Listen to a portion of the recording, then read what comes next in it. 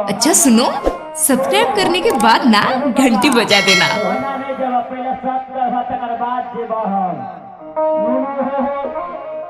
सत्य कौन बात या सत्य कौन बात नहीं यार। अगर साथ में करवाना कते पैसे एक साल के धर्मो रोकता आवे छे। माय बाप के भेज दै छे, बेटा के भेज दै छे, अपना इने से निकल जाय छे। से बाबा हो जाइया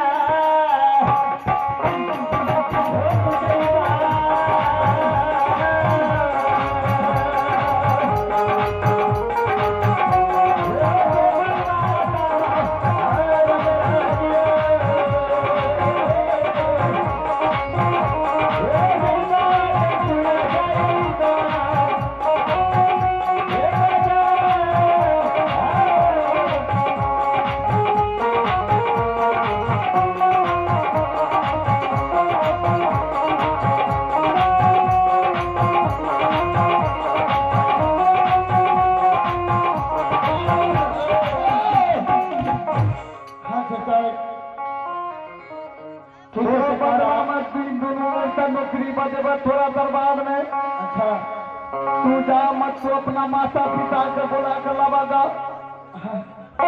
नदी साधु के प्राश्चित लग जते साधु। अगर ये को साधु अनरथ बीत रहल छे, जल के कारण कमल काया जेर रहल छे। भऽ सकैया चोला चाम बदल देता। साधु के बध में छूट सके संसार में।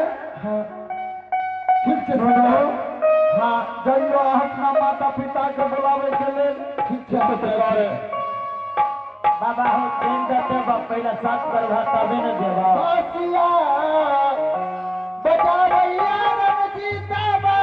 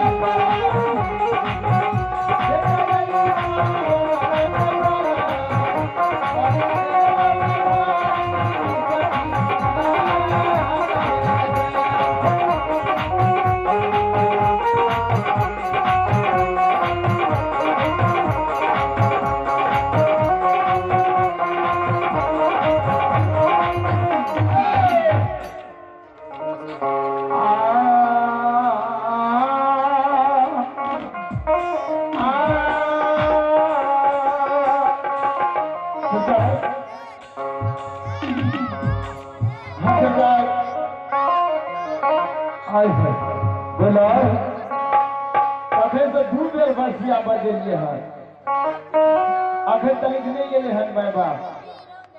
एगो दर्जन साथ चाहिए सरकार अपने को। तोरा पहले कहलिया कि तोरा बदला में आई, तोरा दरवाजा पर दोनों मोटर साधु नौकरी बजेवाए। आप भोजन के कारण श्रोता भगवान डोम के दरवाजा पर भगवान नौकरी करैया। भोजना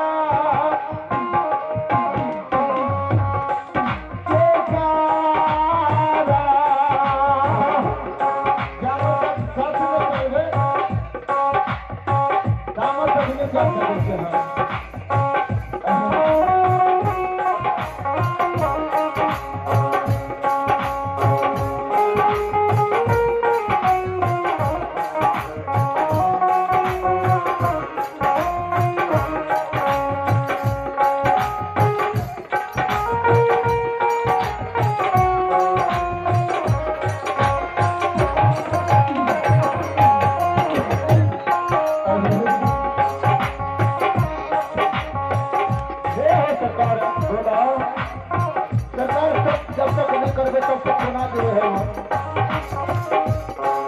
संस्कार पड़ता फिर विश्वास के तुम भक्त की के छो चोर चार छो हमरा केना विश्वास है तो महावीर जी ई बच्चा के देख लियो मुखारबिन के शब्द ई रंजित कुमार कहिया कि हो साधु